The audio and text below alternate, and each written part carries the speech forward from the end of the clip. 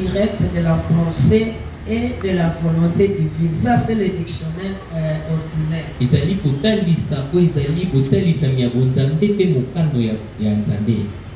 Dans le sens de notre se révéler, c'est se faire voir.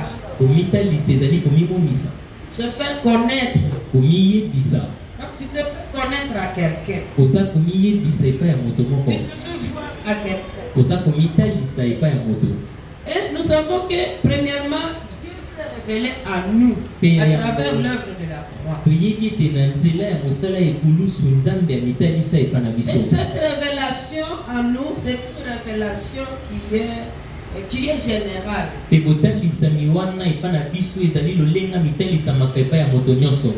il veut se révéler à nous d'une façon qui est particulière.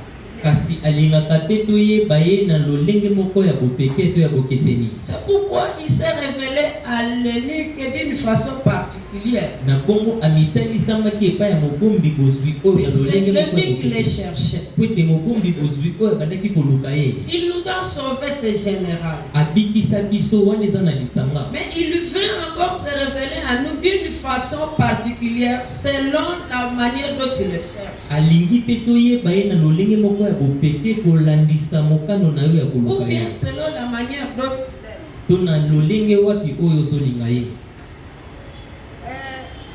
selon la révélation de Dieu à nous. Il veut que nous soyons autres. Il veut que nous grandissions. Que tu ne restes pas le même depuis que tu as. Si tu les cherches, il va voir.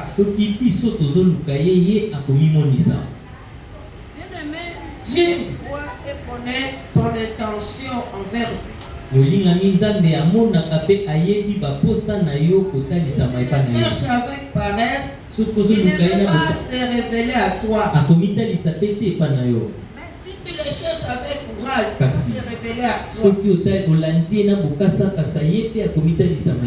Il va venir à toi selon ce qu'il voit à toi. La manifestation de Dieu dans nos vies dépend de la soif que nous avons envers lui.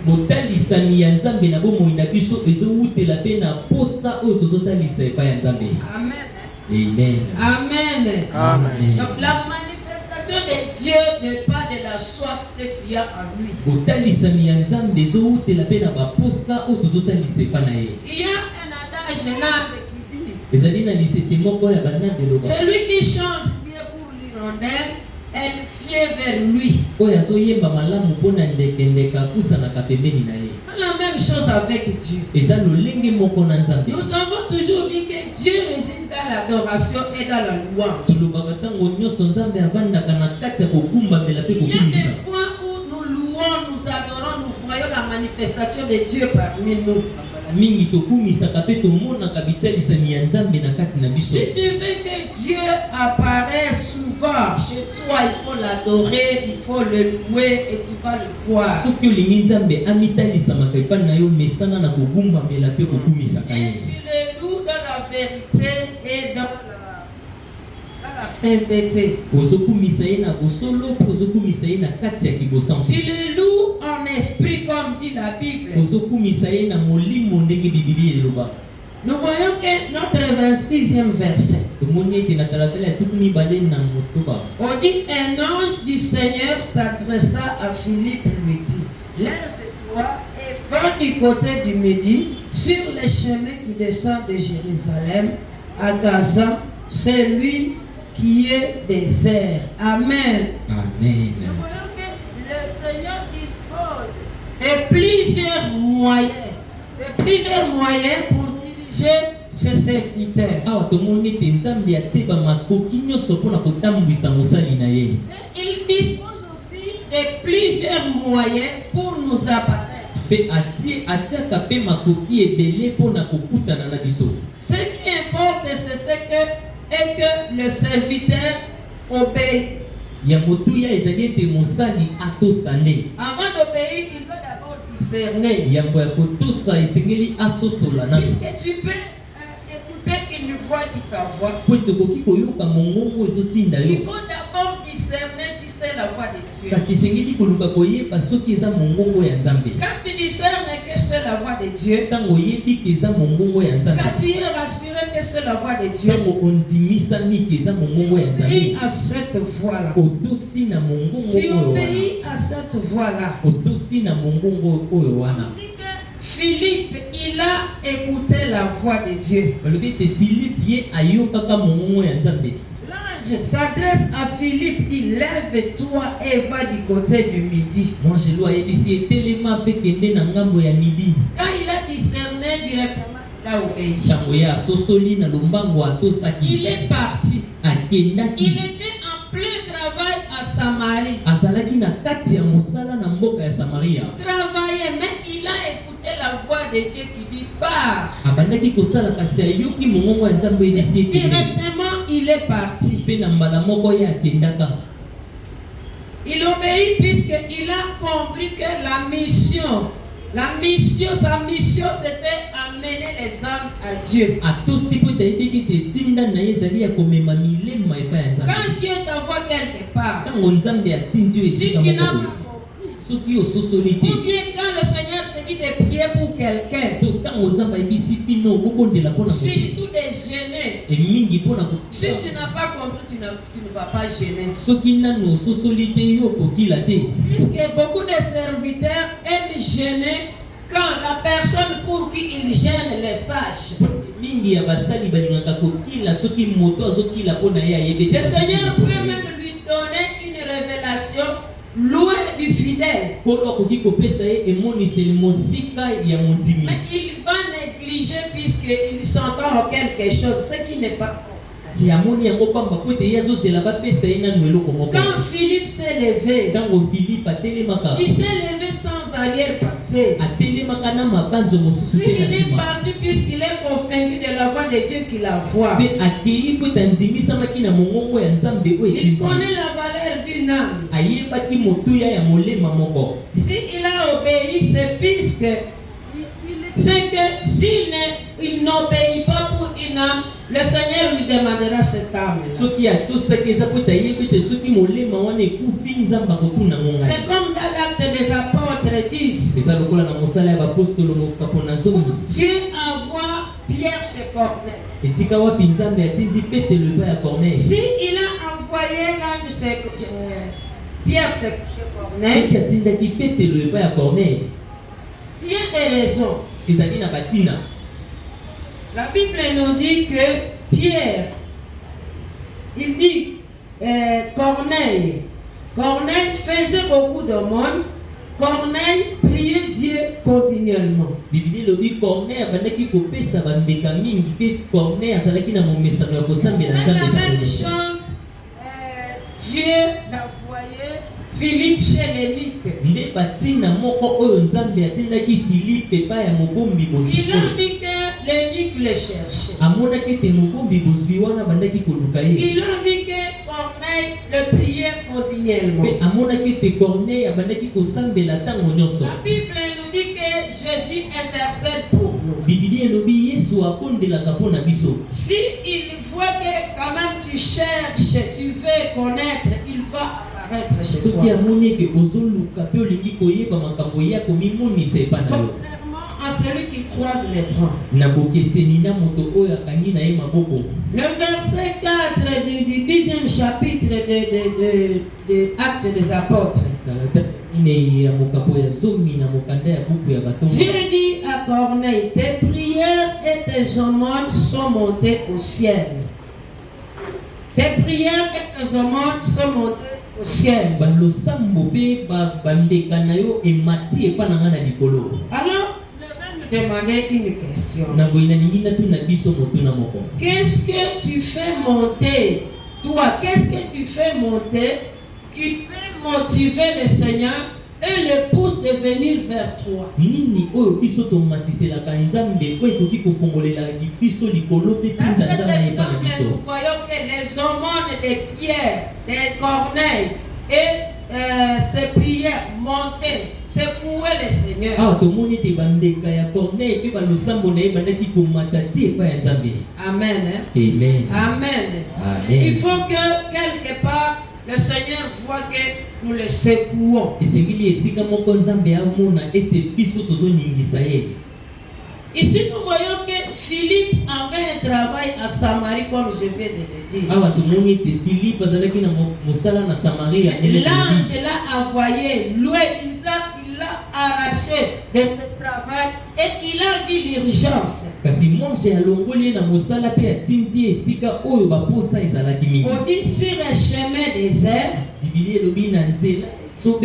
il obéit et trouve le travail à accomplir. Atosi pe azwi mosala ya kokokisa. Cela veut dire que malgré que nous soyons dans l'œuvre de Dieu d'une manière ou d'une autre, Elingi koloba atako toza na kati ya mosala ya Nzambe na lolenge il y a moko to na encore des lolenge mosusu. priorités. Ezali na makambo eza ya motuya. Le Seigneur voit notre amour envers lui selon ses priorités. Nzambe azomona bolingo na biso kotalisa mepa na ye na ba oyo tozomona ya Puisque motuya. Philippe allait dire, ah, moi je suis dans l'œuvre de Dieu. Pourquoi encore on veut me déplacer? Pute Philippe akokaki koloba naza deja na kati ya mosala ya Nzambe nakende lisusu wapi. Il s'embête, il dit, je vais d'abord terminer ce travail. Soki asalaki mutu makasi alingaki aloba nasilisa nani mosala Et oyo. quand il a entendu la voix de Dieu, il est parti. Kasi ntango ye ayoki kaka mongongo ya Il Nzambe a vu akei la priorité. amonaki ya motuya. Je vais vous dire une chose. nalingi nayebisa biso eloko moko. Quand le Seigneur te dit de prier pour quelqu'un, ntango Nzambe ayebisi biso tokondela mpo na moto, si par exemple tu as fait un bon repas, soki ndakisa osalaki bilubu ya malamu, ne dis pas je vais d'abord consommer ce repas et je vais commencer ma prière. loba te nalia na nsima na nga kolia nde na kobondela. Tu risques d'entraver le salut de quelqu'un. osokima na kozangisa moninga mosusu lobiko na ye. Dès que le Seigneur parle, exécute. ntango Nzambe alobi yo kota na mosala mbala moko. Ceux qui ont fait la théologie, baoyo basala botangi ya ils bibilia ont dit qu'il y a un kairos. balobaki eza na karios. Le kairos, c'est le moment opportun où tu entends la parole de Dieu et tu t'engages à cette parole. wana ezali batango oyo esengeli ya koyoka maloba ya Nzambe mpe ya komikotisa na maloba Et yango. parfois, si tu rates ce kairos, tu risques de ne plus écouter la parole de mpe Dieu. bambala mingi soki ozangi batango ya Nzambe wana ozokimela na koyoka lisusu C'est maloba ya pourquoi Nzambe te. quand tu attends la parole, n'endurcis pas ton cœur. na yango ntango oyoki maloba kokembisa motema Quand tu te. entends un travail de prier pour quelqu'un, prie, c'est le Seigneur qui va agir. ntango oyoki mosala ya kobondela mpo na moto bondela tikela Nzambe nde asala. Immédiatement, Philippe s'est levé quand le Seigneur l'a envoyé. na lombango Philippe atelemi ntango Nzambe atindaki ye. Il s'est levé, il a vu la priorité. atelemi mpo yamonaki oyo ezalaki ya motuya mpo na ye. Toi, fils de Dieu, il faut que tu t'arrêtes à des priorités dans ta marche spirituelle. biso bana na Nzambe esengeli totutanaka to tobeta mabaku na makambo eza ya motuya mpo na biso na botambola ya molimo. Malgré que tu sois dans la circonscription de Dieu, atako ozali na kati ya lisanga ya kobikela ya makambo ya tu Nzambe, peux voir que quelque chose n'est pas une nécessité. La nécessité est à droite. okoki mpe komona makambo oyo eza ya motuya te mpe ya motuya na Évidemment, c'est loboko ya une mobali. orientation de Dieu. kotalisa mpe banzela yazopesa biso. Quand je suis à gauche, tu vas aller là où le Seigneur t'envoie immédiatement. otiki na loboko ya mwasi mpe okeye esika oyo Nzambe atindaki yo na lombango. Le travail de Philippe était d'annoncer l'évangile. mosala ya Philippe ezalaki ya kopesa sango elamu. Le travail auquel le Seigneur l'a appelé à priorité. mosala oyo wapi kolo abengaki ye asala ya yambo. C'était d'annoncer l'évangile non à la foule, mais à une seule personne. ezalaki apesa sango ya Nzambe epai ya ebele te kasi epai ya moto kaka moko. Et cette personne-là était l'eunuque de la reine éthiopienne. mpe moto yango azalaki mobombi bozwi ya mokambi ya mboka Ethiopie. L'eunuque, c'est l'homme qui garde la reine. mobombi bozwi azali moto abatelaka kumu. Il gardait la reine. bandaki kobatela kumu. Et au même moment, la Bible dit qu'il était surintendant des trésors de la reine. mpe na batango moko azalaki mpe moto abandaki kotala to kolandela bozwi ya Il kumu. était le ministre des finances de la reine. azalaki mokambi ya makambo etali mbongo ya kungu wana. C'est dire qu'il avait beaucoup d'argent. Pona koloba azalaki na bozwi Il avait beaucoup d'argent. azalaki bozwi ebele. Puisque aujourd'hui nous avions des ministres, ils ont l'argent. Po telelo tozana bakambi ya mboka o bazana bozwi. L'énigme avait beaucoup d'argent. Enikpe azalaki na mbongo ebele. Même chose étonnante. Kasi likambo oyo abokambwisi. Dieu était sa préoccupation.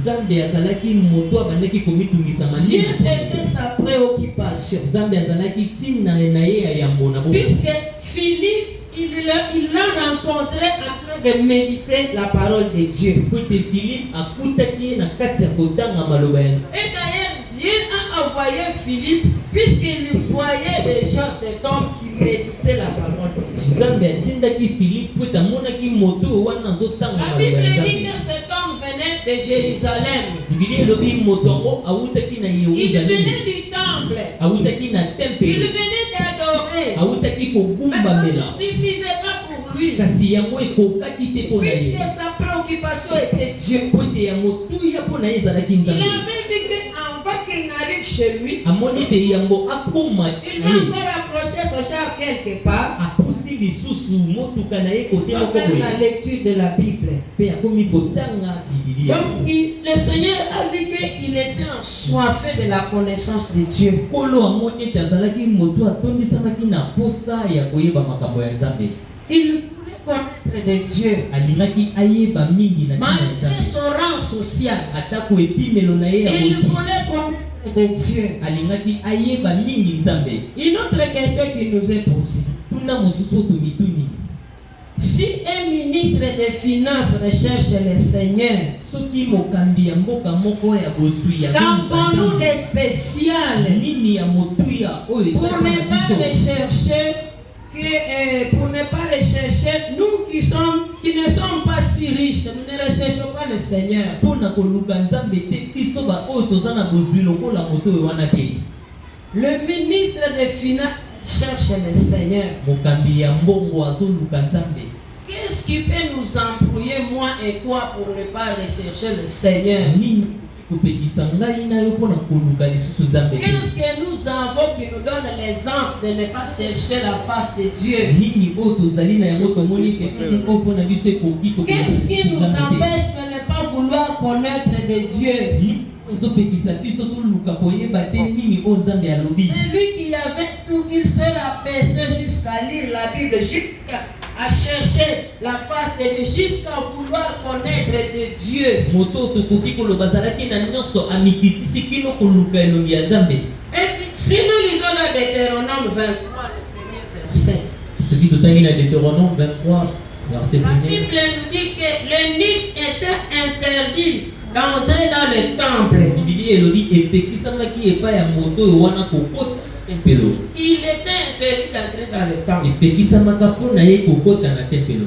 Mais lui, il cherchait l'opportunité pour y entrer. Kasi ye abandaki koluka bamabaku ya malamu mpona Donc, la kokota. vie ou la mort.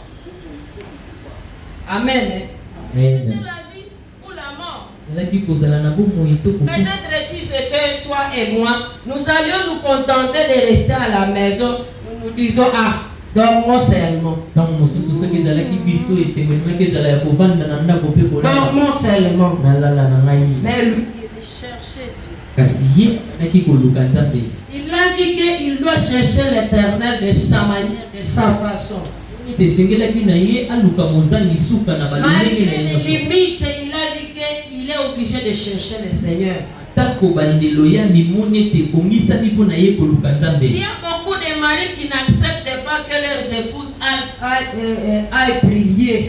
Ele ya mibali balingaka te komona bamama bakende Mais kobondela. tu vois l'épouse qui cherche à aller toujours à l'église en cachette. Kasi ozomona mama koluka kokende epai ya Nzambe atako Il y ya a même kokatama. des parents qui défendent à leurs enfants d'aller à l'église. Eza mpe na bakoti oyo bapekisaka mwana akende etonga. Tu vois l'enfant, il cherche des moyens pour aller à l'église. Kasi ozomona mwana koluka na makoki nyonso mpona kokende kaka na Il etonga. cherche Dieu en cachette avec des risques. Azoluka Nzambe ya kobatama na makama ebele. Puisque si le mari ou le parent voit l'enfant ou le il va le taper. Po ete soki moboti to mobali ya moni akobeta. Donc, il y a des limites s'efforce de chercher Dieu. Atako bandelo ezali kasazomi pesa makasi ya koluka nzambe. L'énigme avait des limites, mais il cherchait la face de Dieu. Mubombi ya bozwi azalaki na bandelo kasi abandaki koluka kaka elongi ya nzambe. Amen. Hein? Amen. Amen. Amen. Nous venons de dire qu'il revenait de Jérusalem. Awa toti koloba abandaki kowutela na mboka ya Yerusalem. Il retournait chez lui. Pe abandaki kozonga epai Il na ye. était dans son char. Azalaki na kati mutuka oyo. Il commençait à lire la Bible.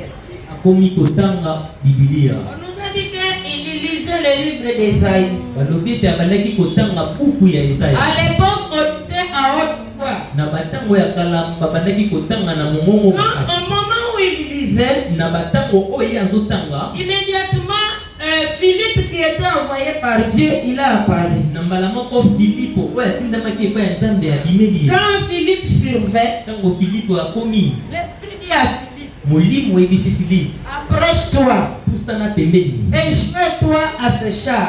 Pe pusana pembeni ya mutu. Il s'est approché du char. Apusani pembeni ya mutuka yango. Il a entendu l'énigme qui lisait la Bible. Pe ayoki moto yango kotanga Biblia. Il lisait Ésaïe. Azotanga buku ya La Isaya. parole qu'il lisait, Maloba oyo abandaki kotanga. c'était Ésaïe 53. Mokapo ya tuku na mitano na Quand misato. il lit notre verset, le verset 29, l'Esprit dit à Philippe, avance et approche-toi de ce char. Philippe accourut et entendit l'Éthiopien qui lisait le prophète Ésaïe et lui dit, comprends-tu ce que tu lis? Il répondit, comment le pourrais-je si quelqu'un ne me guide? Et il invita Philippe à monter et à s'asseoir avec lui. Amen. L'énigme avait l'intention de comprendre. Mukumbi ya bozwi wana azalaki na posa ya koyeba makambo. Il lisait, mais il ne comprenait rien. Pote abandaki kotanga kasi abandaki kososola eloko Et te. il avait l'envie de comprendre ce qu'il lisait. Azalaki na posa ya koluka koyeba makambo nini oyo azotanga. La Bible nous dit à 32, le passage de l'écriture qu'il lisait était celui-ci. Il a été mené comme une brebis à la boucherie et comme un agneau muet devant celui qui le tord. Il n'a point ouvert la bouche. Dans son humiliation, son jugement a été levé et sa postérité qu'il a dépeindra, car sa vie a été retranchée de la terre. Amen. Pour bien comprendre ce verset, nous allons lire dans Ésaïe 53. Koyeba malamu makomi tokotanga na Isaïe 53. Ésaïe 53. Le verset 27 et 29.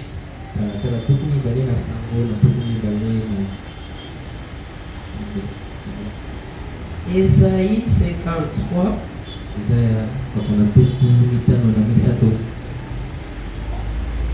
Le verset, pas 27, le verset, nous allons commencer au verset 8, 7.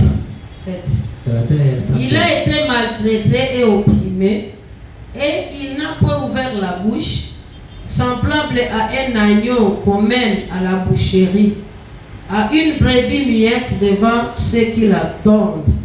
Il n'a pas ouvert la bouche. Il a été enlevé par l'angoisse et le châtiment, et parmi ceux de sa génération qui a crié qu'il était retranché de la terre des vivants et frappé pour les péchés de mon peuple. Amen. Amen. Tu peux aussi lire par exemple ce verset et tu te demandes c'est qui, comme l'énigme. L'énigme s'est posé des questions. Il a demandé à Philippe. Il a dit, on parle de qui? Esaïe parle de qui? Est-ce qu'il parle de lui-même? Il n'a pas compris. Quelque part, quand tu ne comprends pas un verset, tu tournes la patte. Tu dis, Je vais seulement chercher ce que moi je comprends. Quand tu ne comprends pas, cherche ce qui peut te faire comprendre ces versets. Aujourd'hui, nous avons le Saint-Esprit en nous. Et d'ailleurs, la Bible dit que quand nous méditons la Bible, il faut prier du Saint-Esprit. Je veux méditer. Fais-moi comprendre le passage. Il s'est posé beaucoup de questions, l'eunuque. Quand il s'est posé beaucoup de questions, on dit Philippe a profité de l'expliquer ce qu'il s'agissait dans ce verset.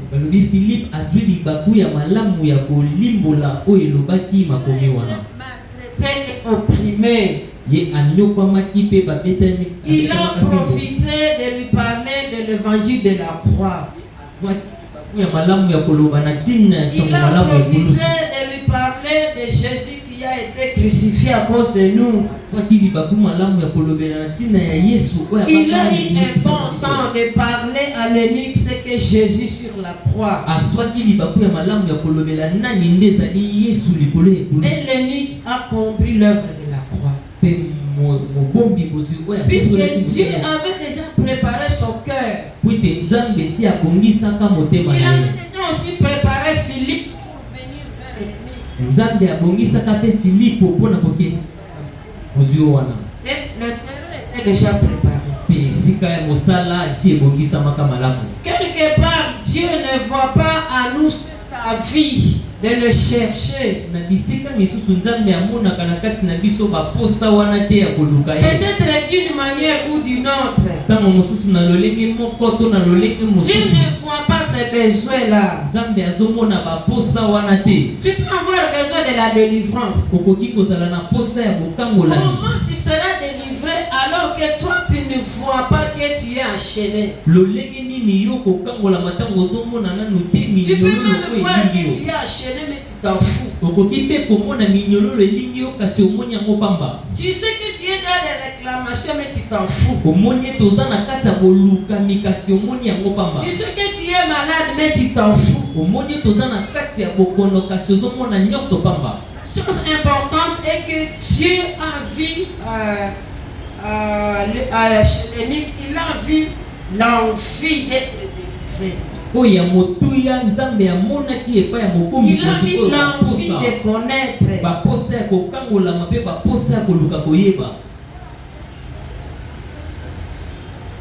Amen. Amen. Tu as un problème, mais tu n'es pas motivé de ton problème. Tu sais qu'il te faut une solution, mais tu n'en prends point garde.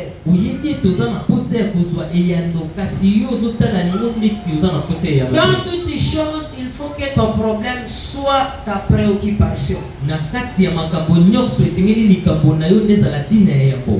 préoccupation, pas dans le sens de ne plus dormir toute la nuit puisque le problème est là. Ce n'est pas dans ce sens-là.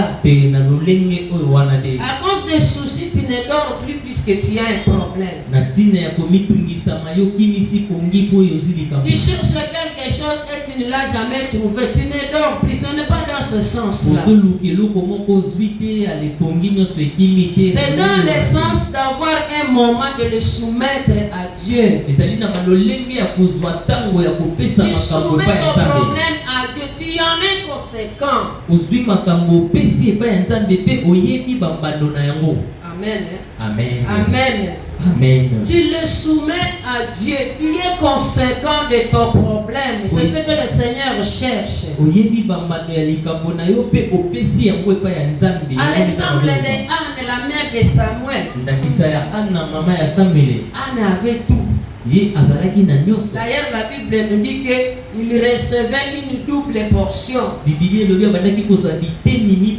Elle allait même se vendre pour ça. Mais il y a quelque chose que je cherche. Et le Seigneur a vu sa préoccupation. Elle a laissé tous ses biens.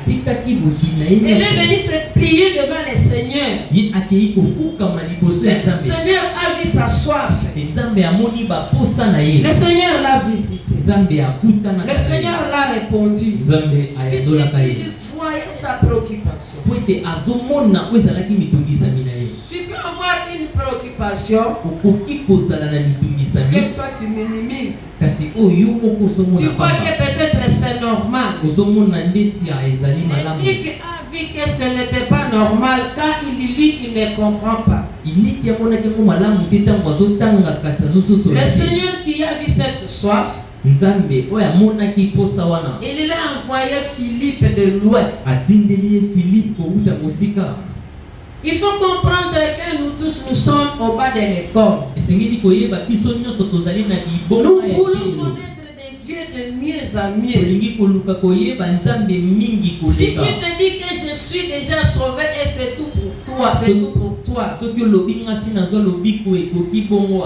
le diable viendra te ramasser d'une manière ou d'une autre. satana koya kolokota yo na lolenge moko to na lolenge Comprendre que tu es au bas de l'école. esengeli koyeba ete ozali na ebonga ya Tu etelo veux connaître beaucoup de dieux. mpe olingi koyeba mingi koutela epai ya On me nzambe dit que tu avais beaucoup d'argent. lokola mokombi ya bozwi Mais po azalaki na il voulait mbongo tele connaître les Écritures. kasi alukaki koyeba nini makomi ezoloba C'est lorsque tu te crois entendre ton plafond spirituel. ezali ntango oyo ozomona ete nasimbi mapata na ngai ya molimo Tu te dis, je connais déjà l'œuvre de la croix. nde olobi nayebi mosala ya ekulusu C'est l'essentiel pour moi et je croise le bras.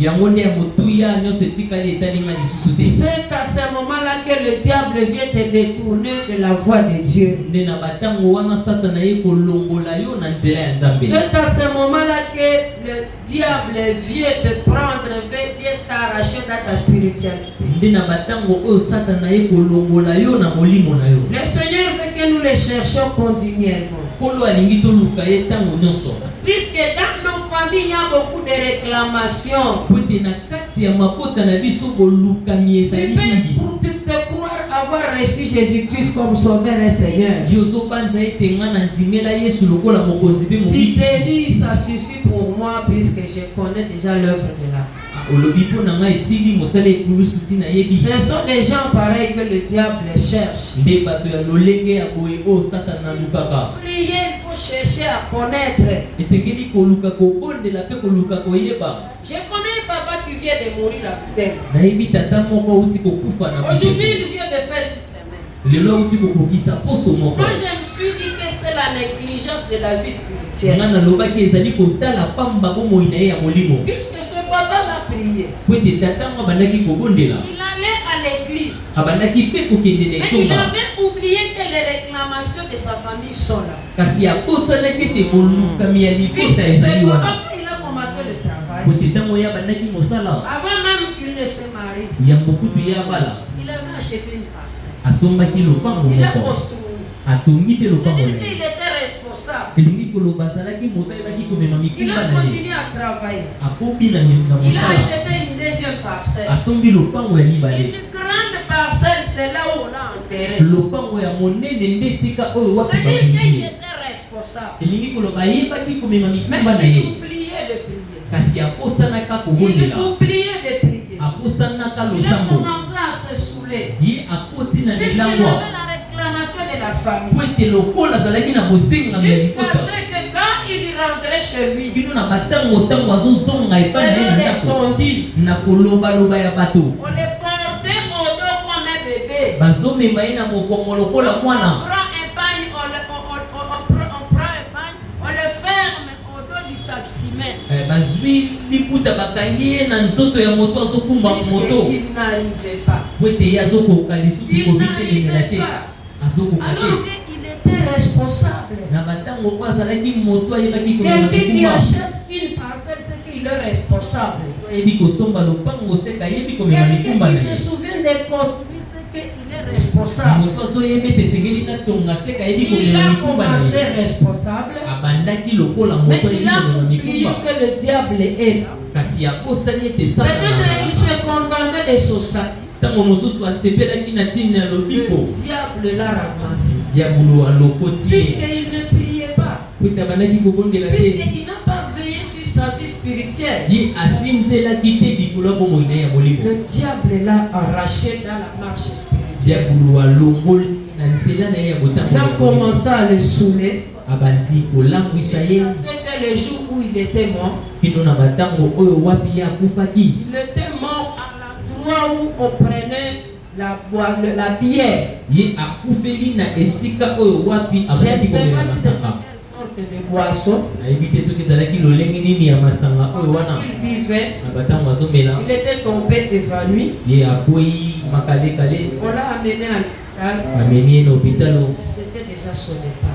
Ne négligeons pas la vie spirituelle. Quand tu as la chance d'accéder à la voix de Jésus, ne minimise pas cette œuvre, puisque c'est un mystère dans la vie. C'est un mystère dans la vie. Ne croisons pas les bras. Je suis sauvé, c'est tout. Cherche à connaître de Dieu. Cherche à connaître la parole de Dieu. Cherche à comprendre les Écritures. Son intention. Amen. Amen. Quand nous mettons un verset que nous ne comprenons pas, prions. Dis Seigneur, fais-moi comprendre ce verset. Fais-moi comprendre ce verset. Puisque si tu as compris l'œuvre de la croix, ça se comprend qui se trouve dans la Bible. Puisque comprendre l'œuvre de la croix, c'est difficile par rapport aux Écritures. Comprendre l'œuvre de la croix n'est pas facile. Et quand tu l'as compris, exploite. L'élie a cherché à comprendre. Philippe. Comprendre seul la souffrance de Jésus sur la croix. Il a vu que c'est difficile. Si aujourd'hui tu n'as jamais compris l'œuvre de la croix, le Seigneur t'interpelle encore. Le dimanche antérieur, nous avons dit que faisons la marche en arrière. On avait parlé du verset de 2 Corinthiens 5, 21. Tellement réconcilié à Dieu. C'est que tu n'es pas réellement réconcilié à lui. Voici encore l'interpellation. Le Seigneur interpelle tous. Si tu sais que tu n'as pas encore pris un engagement, un bon engagement en Christ,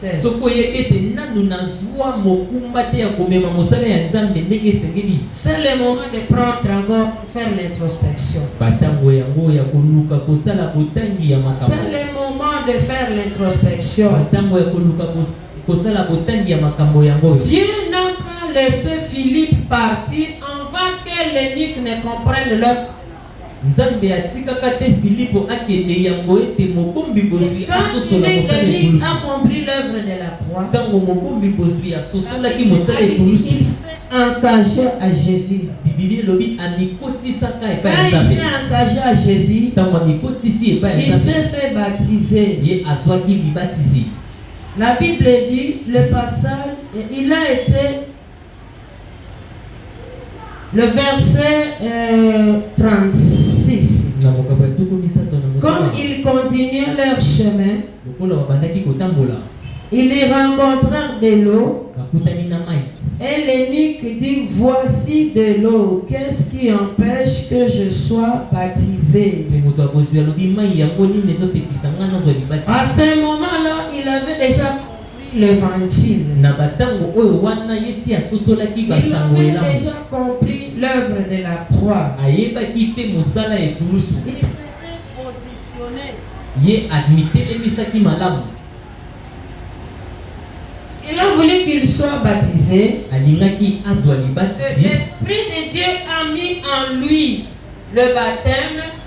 mpe molimo na nzambe etiaki kati na ye posa ya kozwa Puisque libatisi le baptême symbolise la mort, l'ensevelissement, la résurrection de Jésus. po ete libatisi ezotalisa bokufi bokundami mpe bosekwi ya Yesu. Il a vu que à travers ce acte, il sera le véritable chrétien. amonaki ete na nzela ya mosala oyo na kokoma mokristo oyo ya solo. Bien-aimé, la parole de Dieu n'est pas comme la nourriture. molingami maloba ya nzambe ezali lokola biloko ya kolia te. C'est comme la nourriture puisque tu te sens affamé et tu manges. ezali lokola ya yango biloko ya kolia po ete Mais toza ce na nzala n'est pas kolia. comme la nourriture dans le sens où la nourriture quand tu manges, à un moment donné tu sens que tu es rassasié, plein. ntango moko soki tolie toyokaka ete nga na tondi Donc tu te sens full.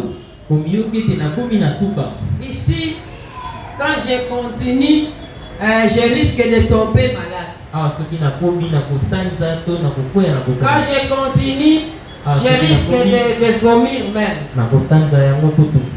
Pas la parole de Dieu. maloba ya nzambe te. Pas la parole de Dieu. maloba ya nzambe eza bongo te. Il y a, je connais une vieille qui a l'habitude de dire, quand il mange, il a l'habitude de dire que je n'entre pas dans Galate. nayebi paka moko ya mwasi to kozolia alobi nazonga na galate te. Qu'est-ce que dit Galate? nini nde nini koloba galate. On ne va pas, on n'est pas là, mais la nourriture, nous ne pouvons pas entrer dans Galate. biloko ya kolia ekoki Mais kokotisa la parole de Dieu, biso. tu peux entrer dans Galate, tu ne seras pas malade. kasi maloba ya nzambe ekoki kokotisa yo na galate to Tu peux ekobela te te. sentir rassasié. okoki komiyoka ya Tu vas kotonda. continuer à manger, tu ne tomberas pas malade. kozokoba kolia maloba ya nzambe to kokwea na kokono Contrairement au foufou que nous mangeons chaque jour. te. bokeseni na fufu oyo toliaka mikolo nyonso. Nous mangeons la nourriture de la chair. À un moment donné, nous sentons que nous sommes pleins. ntango tozolia biloko ya mosuni na batango moko toyokaka ete totondi. Jamais la parole de Dieu. kasi maloba ya Tu ne te nzambe sentiras jamais plein. okomiyokaka te ntango moko ete Surtout qui te naza sens fatigué. yo nde moto ozomiyoka ya kolemba. Mais si tu as le courage de manger, tu vas manger et tu ne tomberas pas malade. kasi soki oza na makasi ya kolia okolia okoya na Puisque mokono la te. parole de Dieu nous montre la voie à suivre. po ete maloba ya nzambe ezotalisa biso nzela ya kolanda. La parole de Dieu nous donne une conduite à tenir devant des circonstances. yango ezopesa biso lolenge ya kotelema liboso ya makambo. Ça nous donne une maîtrise de soi, ezopesa biso mpe lolenge ya komibatela surtout devant le péché. mingi liboso ya masumu. C'est Dieu lui-même qui vit en nous eza nzambe ye moko nde azobika kati na quand biso nous pratiquons la parole de Dieu. ntango tozosalela maloba ya Quand nzambe. lisons beaucoup la parole de Dieu, ntango mingi tozotanga maloba ya nzambe nous rayonnons de la gloire de Dieu. tozongalangala na nkembo ya C'est nzambe. Dieu qui se voit en nous, ezali nzambe nde azomimona dans nos comportements, dans tout ce que nous faisons. na bizaleli na biso mpe na makambo nyonso oyo tozosala. Donc nous rayonnons Dieu même. tozongalangala na ntina ya nzambe. Ça, c'est la parole de Dieu. wana ezali makambo ya nzambe. C'est pourquoi nous ne pouvons pas nous fatiguer de cette parole. yango mpona nini tokoki te kolemba na ntina ya maloba oyo wana. La parole de Dieu maloba ya nzambe nous donne une voie à suivre epesaka biso nzela oyo ya kolanda dans notre destination éternelle. na bondele na biso ya boseko. La parole de Dieu maloba ya nzambe nous fait voir que nous avions crucifié nos corps avec Jésus. etalisaka biso ete biso tokaba nzoto elongo na La Yesu. parole de Dieu maloba ya nzambe nous montre que nous ne devrions pas vivre de mondanité. etalisaka biso ete biso tokoki kobika kaka na lolenge ya mokili Nous te. avons un objectifs spirituels. tozali na batina moko ya molimo. La parole de Dieu ne nous fatigue pas. Maloba ya Nzambe elembisaka biso te. C'est pourquoi le message d'aujourd'hui nous recommande d'être comme l'eunuque. Yango mpona nini sango ya lelo esengi biso tozala lokola eunuque. Lui qui était assoiffé de Dieu, Ye oyo azalaki moto atondisama Dieu s'est révélé à lui d'une manière ou d'une autre. Nzambe amitanisamaki epai na ye na lolenge moko to na lolenge mosusu. Nous avons lu les Romains 10 pour terminer. Tokotanga baloma mokapo na zomi mpona kosilisa. Baloma mokapo na zomi. Kalakala ya zomi na minei. Romains 10, 14 et 15. Na zomi na mitano. Comment donc évoquerons-nous celui en qui ils n'ont pas cru? Et comment croiront-ils en celui dont ils n'ont pas entendu parler? Et comment en entendront-ils parler s'il n'y a personne qui prêche? Et comment y aura-t-il des prédicateurs s'ils ne sont pas envoyés? Amen. Amen. Les prédicateurs sont là. La parole de Dieu est là.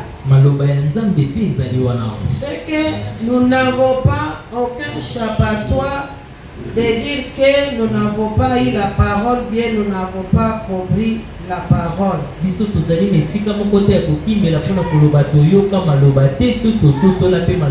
Nous avons tout pour croître. Nous avons tout pour la délivrance. Nous avons tout pour être bénis. Nous avons tout pour chasser les démons. Nous avons tout ce dont nous avons besoin spirituellement. C'est dans la parole que l'eunuque avait utilisé pour son salut. La Bible nous dit qu'il rendra avec joie. C'est dire que le salut, la naissance de Jésus nous donne la joie. Toi qui es sauvé, toi qui as déjà reçu Jésus-Christ comme sauveur et Seigneur, de la même manière que l'eunuque a reçu Jésus, et il est arrivé joie.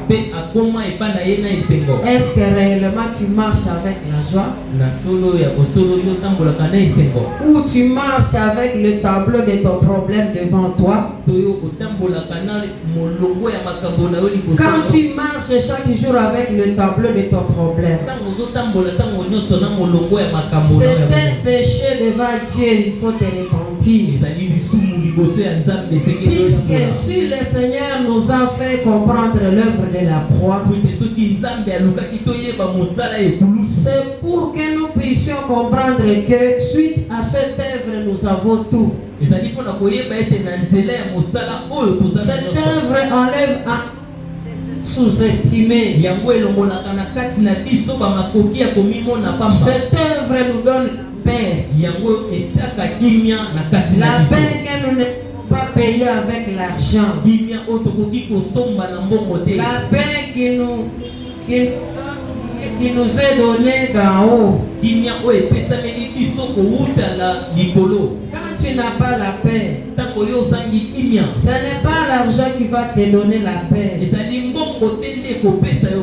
pas ta famille qui va te donner la paix. La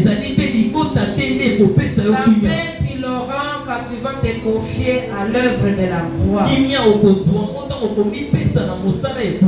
L'œuvre de la croix qui sera consolidée par la façon dont tu cherches le Seigneur à travers les Écritures. C'est pourquoi nous qui avons crié à Jésus, soyons comme l'eunuque qui était limité, mais il a percé les limites pour chercher l'Éternel. Peut-être tes problèmes ce sont des limites. Peut-être tu es méprisé dans ta famille. Perce ses limites. Cherche la face de Dieu. Luka Cherche de s'égayer dans ton salut. Que le Seigneur nous bénisse.